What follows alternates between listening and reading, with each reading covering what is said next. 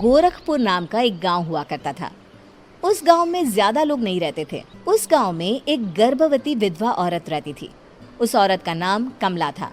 कमला अपने घर में अकेली रहती थी।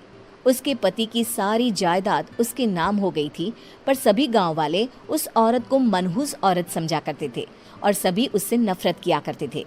एक बार कमला राशन की दुकान पर खाने का सामान खरीदने जाती है। भैया जी, जरा 1 किलो दाल चावल देना। अरे हाय हाय हाय हाय हाय हाय! अरे मनहूस औरत, मेरी दुकान में अपशुगन करवाने आ गई क्या? हैं? चल जा यहाँ से। मैं कुछ नहीं देने वाला हूँ तुझे। भाग भाग यहाँ से, चल जा, निकल। भैया जी, ऐसा मत कहिए। मैं गर्भवती हूँ, मुझे खाने की बहुत जरूरत है। मुझे खाना दे दीजिए। दुकानदार कमला को वहां से धक्के मारकर भगा देता है।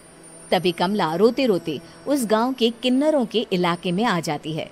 गांव वाले किन्नरों को उसी इलाके में रखा करते थे, क्योंकि वो लोग किन्नरों को पसंद नहीं करते थे और उनके इलाके में रहने से मना करते थे।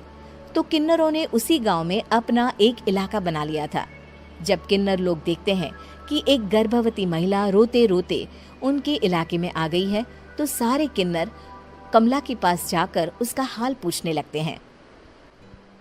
क्या हुआ बहन, तुम्हारी गर्भवती अवस्था में इतनी बुरी हालत कैसे? तुम रो क्यों रही हो? तुम डरो मत, हम तुम्हें कोई नुकसान नहीं पहुंचाएंगे। तुम शांत होकर सब बताओ कि हुआ क्या है। मैं कमला हूँ। मैं गांव के दूसरे इलाके से आई हूँ। 2 महीने पहले ही मेरे पति की मौत हुई है।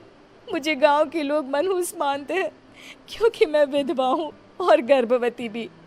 वहाँ के लोग मुझे खाने के लिए कुछ बेचने के लिए भी तैयार नहीं, जिससे मेरा गुजारा नहीं हो रहा था। कोई बात नहीं कमला, हम तुम्हारा ख्याल रखेंगे। किन्नर लोग कमला को एक खाली घर में रहने के लिए जगह दे देते हैं और उसकी देखभाल भी करते हैं। कुछ ही महीने बाद कमला अपने बच्चे को जन्म देती है, पर अफसोस, कमला बच्चे को जन्म देते ही अपनी जान गंवा देती है। जब सब किन्नर बच्चे को देखते हैं तो बहुत खुश हो जाते हैं, क्योंकि वो बच्चा भी किन्नर ही था। कमला ने एक किन्नर बच्चे को जन्म दिया था। अब इस बच्चे की देखभाल कौन करेगा? हम तो इस बच्चे को गांव के दूसरे इलाके में भी नहीं भेज सकते। और तो क्या हुआ, इस बच्चे की माँ नहीं रही तो हम इसे पालेंगे। अब ये हमारे इलाके में रहेगा, हमारे साथ रहेगा। फिर वो किन्नर उस किन्नर बच्चे को गोद ले लेते हैं, उसका नामकरण कराते हैं। उस किन्नर बच्चे का नाम शक्ति रखा जाता है। देखते ही देखते शक्ति बड़ी होने लगती है। उसके रंग रूप बहुत सुंदर थे। वो बहुत सुंदर किन्नर दिखती है।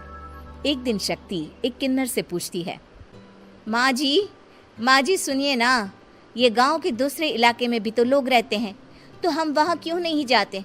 हम उनसे अलग क्यों रहते हैं? शक्ति, क्योंकि वो लोग हमारे जैसे नहीं, वो लोग हमें पसंद नहीं करते, इसीलिए हम उनसे अलग रहते हैं।